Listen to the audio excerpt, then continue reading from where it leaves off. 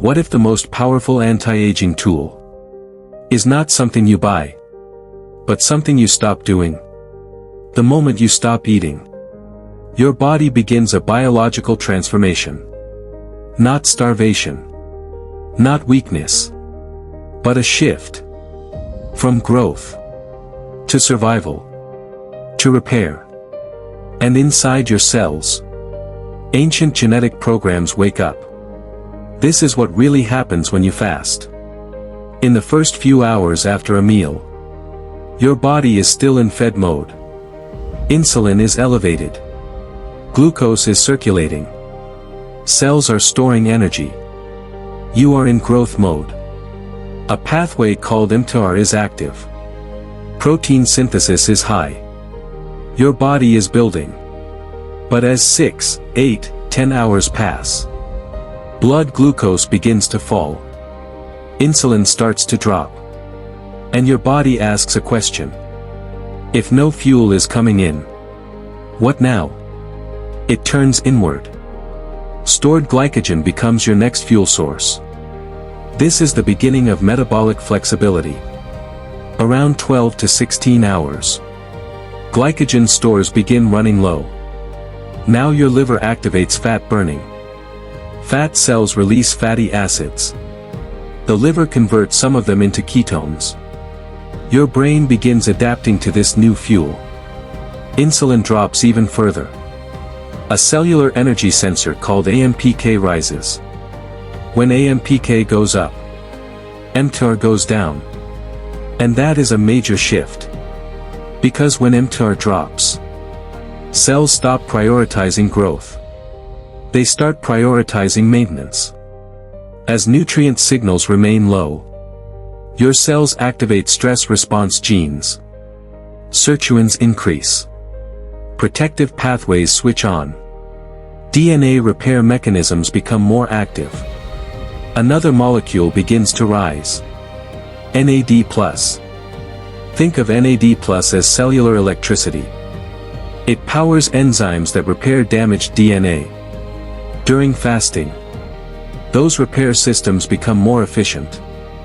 Your cells shift from expand mode to protect and preserve mode. Now we enter one of the most powerful longevity processes known to science. Autophagy. It literally means self-eating. But what it really means is recycling damaged proteins, misfolded structures, old mitochondria. Your cells break them down and reuse the parts. It is like dismantling broken machinery to build better machinery. This process naturally declines with age, but fasting can help reactivate it. And this is one reason fasting is closely linked to longevity research. Your mitochondria, the energy factories of the cell, do not just survive fasting. They adapt. Fasting encourages the creation of new mitochondria. Energy production becomes more efficient. Oxidative stress can decrease. Your cells become more resilient. Harder to fatigue. Harder to break. Chronic low-grade inflammation is one of the drivers of aging. Short-term fasting has been associated with reductions in inflammatory signaling. Insulin drops. Inflammatory pathways calm down. Controlled stress builds resilience. And fasting is a form of controlled metabolic stress.